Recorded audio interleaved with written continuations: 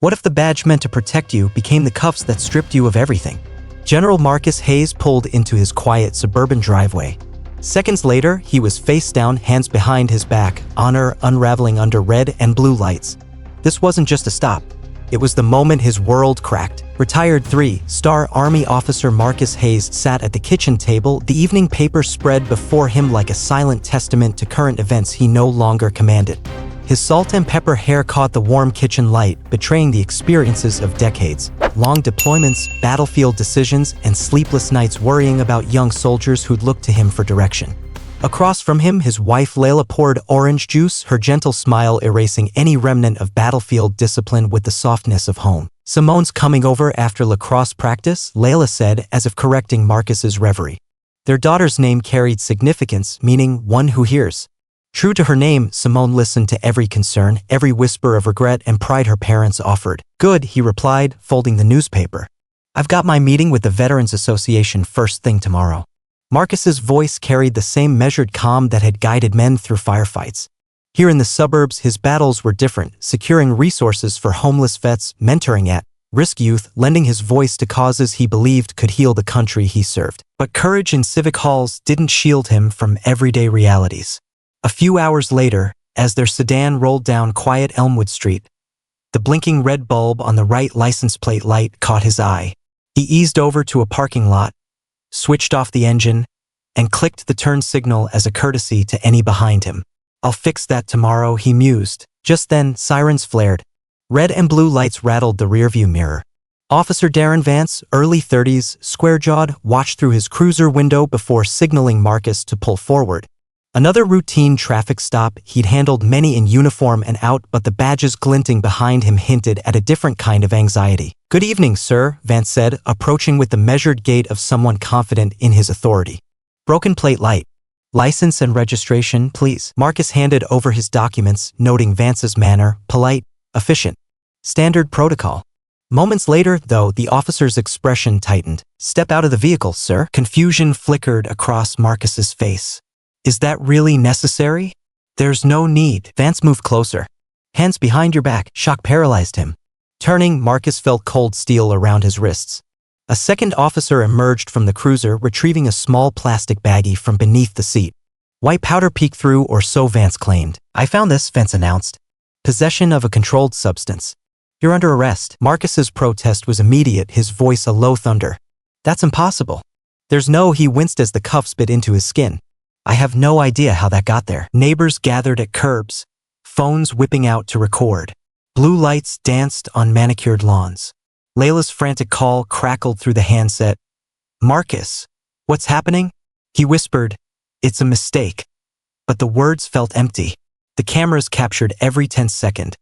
A 3-star general, once the embodiment of discipline and honor, now in handcuffs for a crime he didn't commit. By the time he was led to the cruiser, the scene had gone viral. Clips circulated on social media, the hashtag #HandcuffGeneral erupting within minutes. Viewers recoiled at the disparity between the stiff uniform and the alleged infraction. Some called for calm, others fanned the flames of outrage. In a single clip, the splendor of his career and the horror of racial profiling collided. Inside the station, the lights were harsh, unyielding. Marcus sat against a cold bench, processing officers bustling around. Paperwork was shoved at him, demands for fingerprints and mugshots. At each step, he maintained composure, recalling the excruciating discipline that kept him composed under fire. But nothing had prepared him for this kind of battlefield. "What happened?" Layla's voice trembled over the phone again. "Layla, listen. I'll call you as soon as I can." He wanted to promise her safety, but could offer only faith in the truth. Back in the squad room, whispers swirled.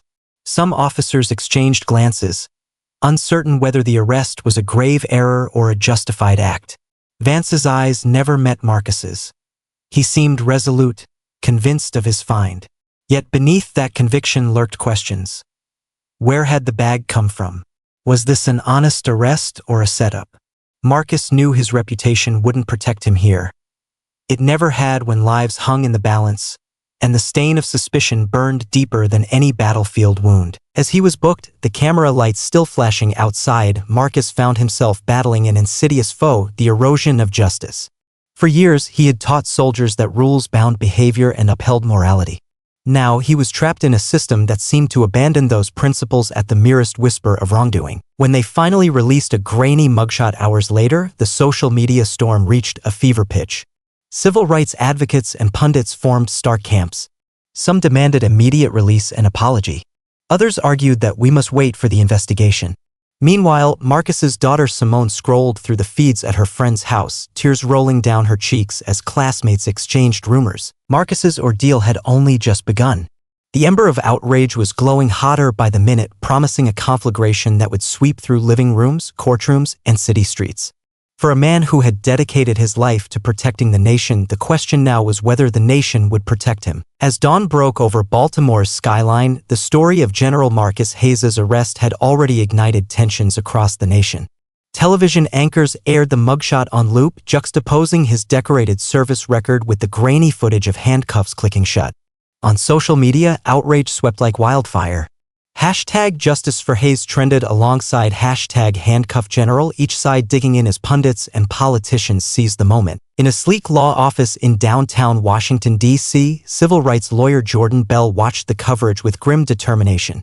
Bell, once a Marine reservist turned attorney, recognized the all-too-familiar pattern of racial profiling.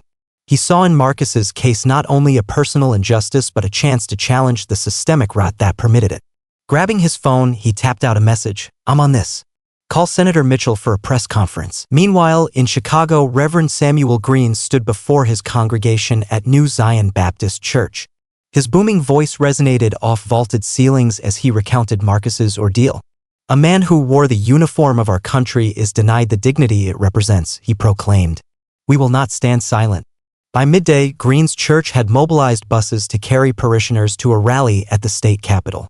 Word spread through megachurch networks, and soon, clergy from across the Midwest lent their voices. Back in suburban Maryland, Simone Hayes retreated into her room. The comments on her social media feeds were merciless. Friends texted, unsure whether to believe rumors that her father was guilty. She shut out the world, headphones on, staring at a framed photo of her father's retirement ceremony. Stars glinting under stadium lights, as if seeking assurance from that captured moment of pride. Layla, struggling to balance her own fear with the need to protect her daughter, organized a small strategy meeting in their living room. Clients on Zoom screens popped up, Jordan Bell giving updates on legal filings, Marcus's former battalion commander offering character references, and a social media strategist brainstorming a rapid response campaign. At one point, Layla's voice broke. "Simone needs support," she pleaded. "She can't go through this alone." Across town, Elijah Thompson, a junior at Howard University, scrolled through the live stream of Reverend Green's speech. A political science major and campus activist, Elijah had watched too many friends fall victim to overzealous policing. He felt a pang of solidarity. Marcus's story was different only by the uniform he'd once worn. At that moment, Elijah tweeted, "Black bodies don't get privileges. Even generals aren't immune. #StandWithHayes." Within minutes, the hashtag had thousands of retweets, solidifying the narrative that Marcus's experience was emblematic of a broader crisis. Not everyone rallied behind Marcus. At a suburban coffee shop, small groups of citizens debated the incident.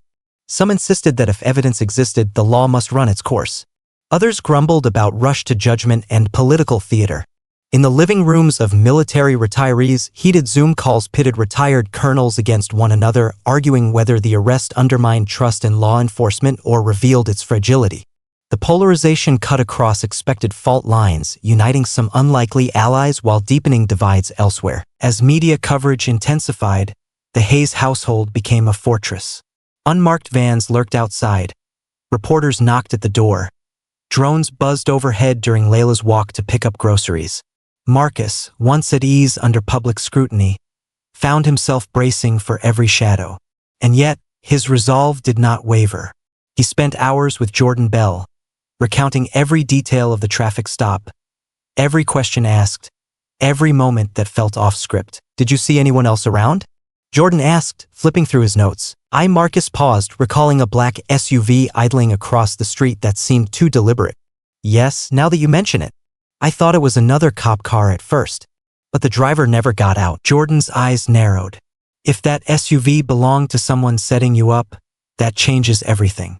Will subpoena traffic camera footage. Inside the courthouse, Assistant District Attorney Daniel Harper reviewed the file with guarded confidence. A rising star in the prosecutor's office, Harper had gained a reputation for zeal and tenacity. Despite whispers of misconduct among his own police force, Harper felt bound to defend his officers. To admit error would be to undermine the department he represented and to call into question the validity of every case he'd prosecuted. Our people collected the evidence properly, he told his supervisor. No reason to drop charges. This is solid. Yet deep down, Harper wrestled with disquieting doubts. Why had Vance waited until the stop to produce the bag? Why had no report mentioned a canine unit sniffing the car? And why had the substance only appeared once Marcus was out of view? Outside the courtroom, activists held banners reading "Black lives aren't negotiable" and "Protect those who protected us." Chants swelled as marches snaked through city streets. Elijah, leading a group of students from Howard, carried a megaphone. "We demand transparency. We demand accountability." Their voices, young and resolute, echoed off glass towers that symbolized the country's promise and its frequent betrayals. By week's end, the Hayes family prepared for their first press conference. Layla fussed over the stage setup in the community center's hall, arranging flowers and ensuring adequate seating for journalists. Simone hovered nearby, shaky but determined. "I just want Dad to know I believe him," she whispered. He embraced her, drawing strength from her confession. "Your belief is everything," he said softly. In that embrace, the general remembered his greatest duty, protecting those he loved no matter the cost. On the dais, Jordan Bell introduced Marcus to a sea of cameras and microphones. Marcus's polished uniform jacket bore only one medal now, the Purple Heart from a tour in Iraq. He spoke steadily, voice carrying the weight of experience. "I served this country for 30 years, he began. "I believed in the rule of law. Yet here I stand accused of a crime rooted in prejudice. This is not just my fight. It is our fight." Layla and Simone flanked him, their presence underscoring the stakes. When he finished, the room erupted in applause. Yet, behind the thunderous clapping lay a sobering truth. Applause alone could not undo an officer's misdeeds. For that, a deeper reckoning awaited. As cameras clicked and questions flew, Marcus realized the path ahead would be neither swift nor simple. The ripples of his arrest had spread far beyond his quiet neighborhood, touching activists, politicians, and everyday citizens alike. But whether those ripples would form waves strong enough to overhaul a broken system remained uncertain. And so, with resolve steeled by community support and the looming challenge of the courtroom, Marcus prepared for the next battle, proving that truth and justice still held power in a world too often governed by fear and bias. The morning of the trial dawned with hardly a whisper of calm. Gray clouds hovered over the courthouse as if portending the storm ahead. Marcus Hayes adjusted his dark suit in the corridor mirror, catching sight of the restraint and dignity that had served him for decades. Layla offered a final, supportive squeeze of his arm before the courtroom doors swung open. Inside, oak-paneled walls bore witness to countless legal dramas. The jury box stood empty, awaiting 12 strangers whose collective decision would determine whether Marcus's reputation and freedom would survive this ordeal. At the prosecution table, Assistant District Attorney Daniel Harper sorted through exhibits, photos of the car's interior, chain of custody reports, and the plastic bag allegedly found under the seat. Across the aisle, Jordan Bell arranged her notes, her fingers tracing the margins of her meticulously annotated file. Each page contained a piece of the truth she was determined to unveil. She took a deep breath as the judge entered, gavels rapping for silence. Court was now in session. Harper rose first. "Your Honor, the state will show through physical evidence and eyewitness testimony that Mr. Hayes knowingly possessed a controlled substance in his vehicle." He nodded to Officer Darren Vance, who straightened his posture behind the witness stand. The prosecution's case seemed straightforward, a kinetic narrative of discovery and arrest. But as Bell's cross-examination later revealed, appearances could deceive. When Vance took the stand, his confident veneer cracked. Under Bell's precise questioning, he admitted the lack of a canine sniff before searching the vehicle. He conceded there were no surveillance or dashcam recordings capturing the moment of discovery. His timeline faltered when pressed about where he placed the evidence and how he documented its chain of custody. The audience in the courtroom shifted, unease rippling through the air. Bell then called Dr. Elaine Rosen, a forensic chemist. Draped in a crisp lab coat, Rosen described rigorous protocols for handling evidence. Asked whether the sample's sealing procedures had been followed, she shook her head. No tamper-evident seal was used and the substance was transferred using non-sterile tools.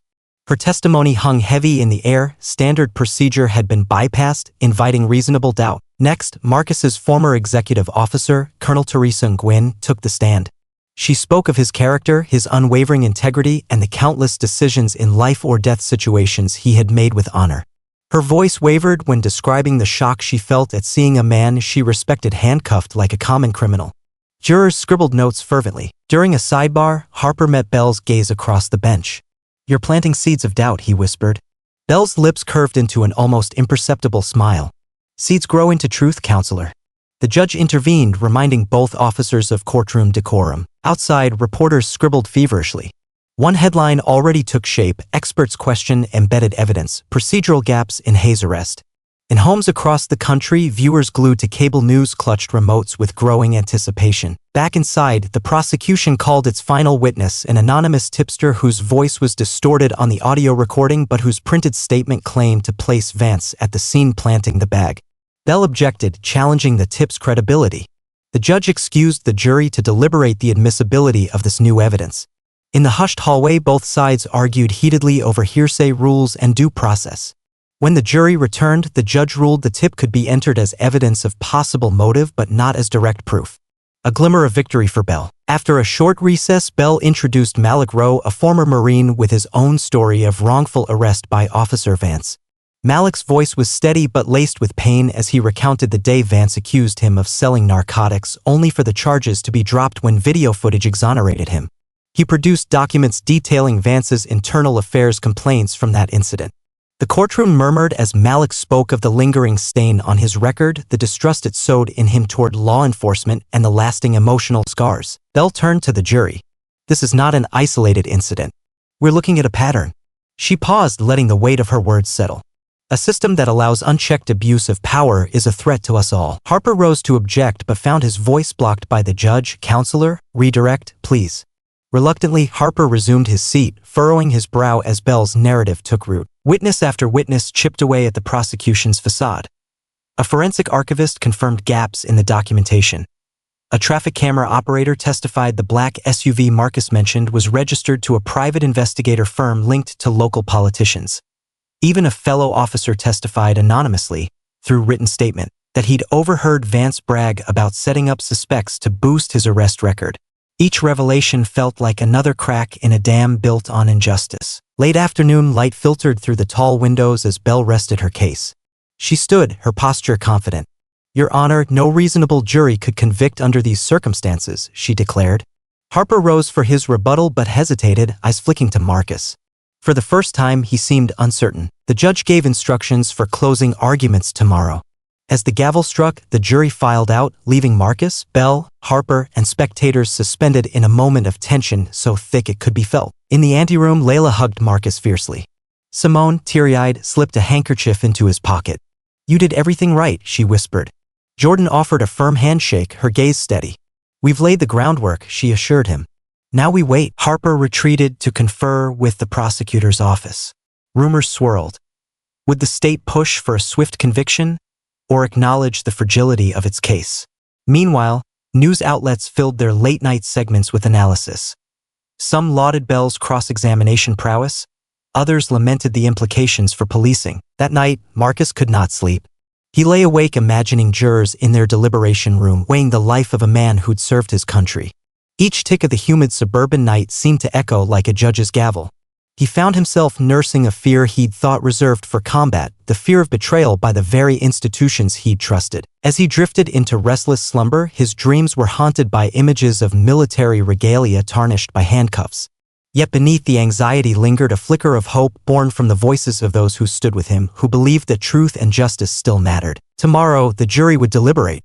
Tomorrow, the country would look to 12 civilians for a verdict on whether they, too, believed in the promise of fairness, no matter the color of a man's skin or the stars on his shoulders. Morning light filtered through the drawn blinds of the Hayes family's home, illuminating the tension as Marcus and Jordan Bell prepared for the day ahead.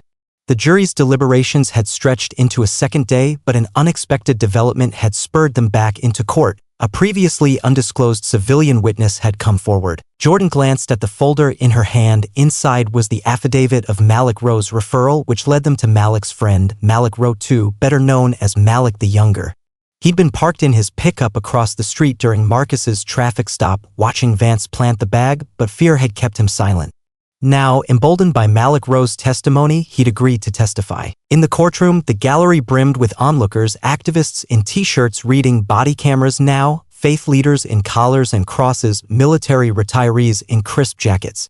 Press corps cameras whirred, capturing every indication that today might mark a turning point. The bailiff called the court to order, and Jordan rose. "Your Honor, the defense calls Malik Rowe II." Malik took the stand, his eyes flickering between the jury and Vance. He wore a faded Marine sweatshirt, solid evidence of the uniform he once wore. His voice trembled at first but grew steadier as he spoke. "I was sitting in my truck, parked across the street," he began. "I saw Officer Vance pull something from beneath General Hayes's seat. He looked around, then dropped a small baggie near the edge of the seat before telling the general to step out. He swallowed. I almost didn't come forward. I thought, what if they come after me next?" A collective intake of breath rippled through the courtroom. Harper shifted in his seat, face pale. The judge leaned forward. "Mr. Rowe, how long have you known Mr. Hayes?" "Never met him," Malik replied. "I was just watching what looked like a routine traffic stop. But then I saw it." Jordan stood, addressing the jury directly. "Ladies and gentlemen, this testimony confirms the pattern we have shown you. Officer Vance's misconduct was neither isolated nor accidental. He planted evidence on an innocent man who dared to drive while black." She paused, her gaze sweeping the jurors. "Now ask yourselves, can you, in good conscience, convict a man when such critical evidence rests on a falsehood?" Back in the prosecutor's corner, Harper conferred with senior attorneys via whispered conference. They considered filing a motion to dismiss before the defense closed, but political pressure and departmental pride held them back. Vance looked on with mounting shame, unable to meet the eyes of those he'd betrayed. After a brief recess, Jordan called Layla to the stand. Though not a typical witness, Layla's testimony centered on her husband's character and their life together, details that humanized Marcus beyond his rank. She spoke softly, her voice firm, of school nights, birthday celebrations, and weekend barbecues. The jury saw not just a disgraced general, but a husband, a father, and a pillar of the community. The final twist came when Jordan presented subpoenaed personnel files. Officer Vance's internal affairs records spilled across the screen behind her. Prior complaints, suppressed investigations, and troubling evaluations redacted by supervisors fearful of legal repercussions. One report detailed allegations from another African-American motorist, mirroring Malik Rowe's account. The paper loss suggested intentional concealment by the department. "It's not just one man acting badly," Jordan concluded. "It's an entire system that has protected him." The gallery erupted in hushed murmurs. Even the prosecution's hardened veterans in the room exchanged uneasy looks. The day ended with closing arguments. Harper, struggling to rally the jury, appealed to their respect for authority and the need to avoid setting a dangerous precedent of disregarding officers' testimony. "Our society depends on trusting law enforcement," he said. "To second-guess every stop would paralyze our justice system." Jordan countered with a voice that resonated beyond the walls of the courtroom. "Society depends, too, on holding that law enforcement accountable. When officers betray their duties, it corrodes trust more deeply than any criminal could. We are asking not for leniency, but for justice, the very promise our nation was founded upon." The judge's charge to the jury emphasized their duty to weigh evidence impartially and uphold the law. As the jury filed out to deliberate for the second time, the energy in the courtroom felt electric, anticipation tinged with apprehension. Outside, the news fans queued like a metallic audience. Reverend Green climbed atop a truck bed, smartphone live stream buzzing. "Today we stand at a crossroads," he addressed the crowd. "Will justice prevail, or will we allow those in power to continue unchecked?" The assembled protesters cheered, their signs held high. Behind the courthouse, Elijah Thompson rallied student volunteers. "If the jury can see the truth, we win. If not," his voice trailed, but his eyes burned with resolve. "Then we fight on." Inside, the jurors deliberated with urgency. Hours later, they returned. One by one, they entered the courtroom, the weight of their decision evident in their expressions. The clerk called the verdict, not guilty on all counts. Marcus Hayes exhaled, tears welling as the courtroom erupted, some in applause, others in stunned silence. Judge's gavel struck. Charges dismissed for lack of credible evidence. Marcus sank into his seat. Layla at his side, Simone's hand clutching his. Outside, the crowd outside surged in celebration. Activists cheered. Clergy wept with joy. Uniformed veterans removed their hats, saluting him. Yet, even in victory, Marcus felt the sting of the trial's trauma. He understood that legal exoneration did not erase the pain of false accusation or the broader crisis of systemic bias. His battle had been won, but the war for justice stretched on. As cameras swirled, Marcus stepped to the courthouse steps for an unscheduled statement, an image that would soon flood social media. "My name is Marcus Hayes," he began, voice steady. "I am a veteran, a husband, and a father. Today, a jury recognized what we all knew. I did nothing wrong. But this victory is bigger than me. It is a victory for every person who has faced injustice because of the color of their skin. It's a reminder that our legal system can work, but only if we remain vigilant." He looked into the sea of faces, reporters, protesters, curious onlookers. "We cannot stop here. Truth and justice demand action, body cameras, independent oversight, accountability for those in positions of power. Until that happens, the threat remains." He paused. "I will dedicate my life to making sure no one else endures what my family and I have gone through." Later that night, back home, the Hayes household was quieter. Simone hugged her father tightly, Layla's tears leaving gentle streaks on his suit jacket. Marcus sat at the kitchen table, the same spot where the ordeal began. He looked at his hands, the very hands that once directed troops now held the promise of advocacy. He whispered to himself, almost inaudibly, "No uniform will protect us. Only our collective courage will." Outside, the traffic lights glowed, indifferent. But inside, hope flickered anew. Born by truth, fueled by community, and destined to light the path toward lasting change. In the hours following the jury's not guilty verdict, the nation seemed to exhale. Social media feeds overflowed with triumphant headlines, but beneath the celebration lay a turbulent undercurrent. For many, Marcus Hayes' exoneration was proof that justice could prevail. For others, especially families whose loved ones were less prominent, it was bittersweet, a reminder that not everyone has access to high-powered lawyers, cheering crowds, or the goodwill of retired military brass. Inside the courthouse, Assistant District Attorney Daniel Harper answered pointed questions from the press. He expressed regret for Marcus's ordeal but defended the decision to prosecute. "Our office follows procedure," he insisted. "If any officers violated protocol, they will be held accountable through internal review." Yet calls for Vance's suspension grew louder, and civil liberties groups demanded transparency in the disciplinary process. Officer Darren Vance remained on duty, reassigned to desk work while the department's Internal Affairs Division conducted a preliminary inquiry. His reputation and possibly his career lay in tatters. Rumors swirled that other officers whispered behind his back, unwilling to defend the man who had brought such shame on the badge. Still, without formal charges, Vance walked the corridors of the precinct with caution, uncertain when a final judgment might come. In suburban Maryland, the Hayes family emerged from their temporary sanctuary to winds of both support and scorn. Neighbors who had cheered now offered hugs and casseroles, others whispered apologies for doubting him. Simone, returning to school, faced new challenges. Some classmates praised her resilience, while others, taught by months of sensational headlines, treated her with awkward deference. Layla shepherded her through every encounter, fierce in her protection yet mindful that her daughter needed space to heal. Late one evening, as Marcus stood on his porch gazing at the stars, Layla joined him, handing him a mug of chamomile tea. "You saved yourself," she said softly. "Now we save others." His eyes glistened with both gratitude and sorrow. "I still feel the handcuffs," he replied. "This shouldn't happen to anyone, ever." The day after the trial, Jordan Bell and Marcus met with Senator Olivia Mitchell in her Capitol Hill office. The walls bore portraits of leaders who had shaped civil rights history, a fitting backdrop for today's mission. Senator Mitchell, known for her bipartisan skill, offered her staff support for drafting legislation mandating body cameras, standardized evidence protocols, and independent oversight boards. "Our country must learn from this," Mitchell declared. "General Hayes' case highlights fractures we can no longer ignore." Jordan laid out a blueprint, a federal bill requiring all law enforcement agencies receiving federal funds to adopt transparent evidence handling procedures and civilian review boards with subpoena power. Mitchell nodded. "We can introduce this next month during the Police Reform Summit." Meanwhile, grassroots efforts gained momentum. Elijah Thompson's voter registration drive in D.C. registered hundreds of young black voters in under a week. He linked Marcus's narrative to the ballot, reminding students that policy change hinged on civic engagement. "We've seen how a single call can save a life," he told volunteers.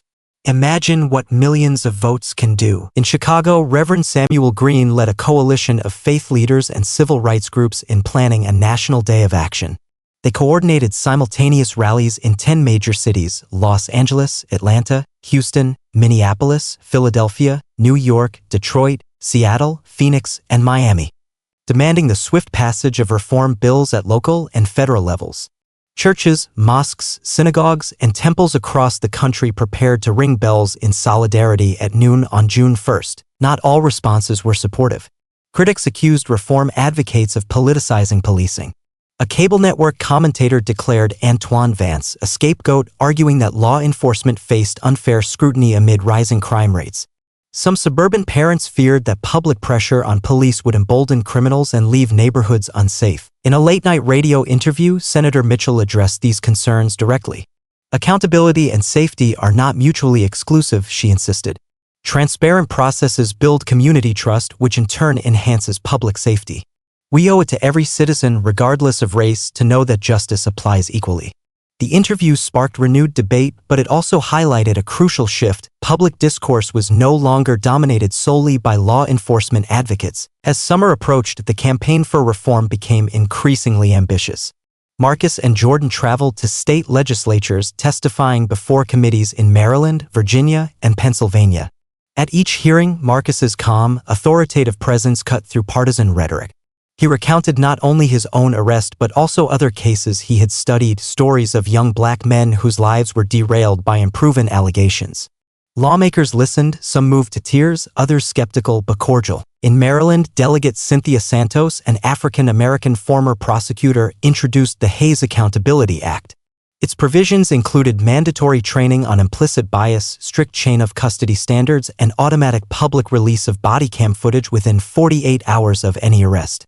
Delegate Santos credited Marcus's advocacy. "His service exemplifies the best of America. His experience reveals where we must do better." Elijah organized student delegations to meet state senators, while Reverend Green's coalition held interfaith vigils outside Capitol buildings. Grassroots groups and national organizations such as the ACLU and NAACP endorsed the Hayes Accountability Act, offering legal expertise and mobilization power. Public opinion polls reflected growing support. A national survey found 68% of respondents favored civilian oversight boards, up from 45% before Marcus's arrest. Yet setbacks emerged. In a neighboring state, lawmakers watered down proposed reforms, exempting small departments and granting broad immunity waivers. A viral video surfaced showing another unarmed black motorist being handcuffed for no cause, proof that systemic issues persisted beyond Marcus's case. That day, protests erupted anew in Columbus, Ohio, and Charlotte, North Carolina, demanding justice where reforms had stalled. As momentum ebbed and flowed, Marcus understood that change would not be linear. He convened a summit in Washington, inviting veterans organizations to join the push for accountability. At the podium, flanked by fellow retired generals, white and black alike, he delivered a stirring address. "We once trained soldiers to follow orders unquestioningly. Today, we train citizens to question authority relentlessly. That is democracy's highest calling." His words resonated across social media, recirculated by military-affiliated pages and activist networks alike. A surge in donations to police reform nonprofits followed, giving the movement financial sustainability. Through it all, Marcus's own transformation deepened. A man who had once defined service by obedience to command now measured it by the courage to challenge those in power. Simone, too, emerged from her shell. She volunteered with Elijah's voter registration team, giving speeches at high school assemblies. Layla spearheaded a support group for families affected by wrongful arrests, providing counseling and legal referrals. Even Officer Vance's future hung in the balance. Internal Affairs concluded its review, recommending his termination, a rare move that prompted public praise and outcry. Vance filed a lawsuit claiming wrongful termination, setting the stage for another contentious legal battle. Marcus watched the news on television with mixed feelings, relief that Vance faced consequences, but concerned that the cycle of litigation would distract from broader reform efforts. On the eve of Legislative Day of Action, Marcus took the stage once more, this time not as a defendant but as a catalyst for change. Under a canopy of protest banners, he addressed a crowd of thousands, cameras broadcasting live across the country. "Justice isn't automatic," he intoned, echoing his earlier words. "It's a fight we must carry on every day, wherever injustice appears. The uniform I once wore didn't protect me.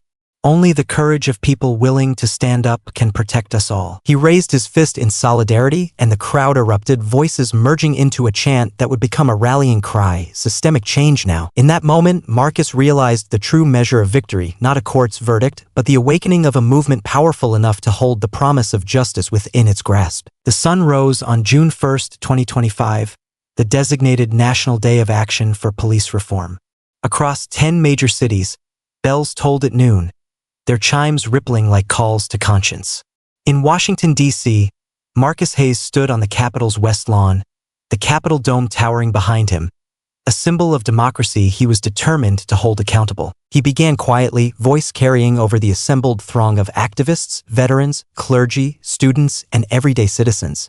"Today, we've shown that when people come together, we can demand the change we deserve," he said. "But the question remains, where's justice? Where's the guarantee that what happened to me won't happen again to someone else?" The answer lies not in words but in actions. He recounted the journey, the humiliating traffic stop, the planted evidence, the courtroom battles, and the fractured trust in institutions sworn to serve and protect. "My story isn't unique," he continued. "Countless others face this every day, young black men and women, immigrants, LGBTQ+ individuals, and anyone deemed a threat by those who wield power. Systemic inequality doesn't stay hidden, it reveals itself in every incident where a badge is used to shield wrongdoing." Nearby, Layla watched with pride. Simone stood at her side, now a poised 17-year-old activist whose speeches inspired peers. Jordan Bell gripped Marcus's hand, her legal drive now channeled into mentoring emerging civil rights attorneys. Elijah Thompson and Reverend Green flanked them, a testament to the coalition that had grown from this one case into a national movement. Marcus raised a folder containing the Hayes Accountability Act. "This legislation is a start," he declared. "It mandates body cameras for all officers, establishes independent oversight boards with real powers, enforces strict evidence handling protocols, and provides protection for whistleblowers. But it is not enough that one state passes it. We need it in every state, in every county, in every city." Cheers erupted. He paused to let the energy settle, then posed the fundamental challenge: justice isn't a destination, it's a journey. A journey powered by each vote cast, each protest organized, each conversation that refuses complacency.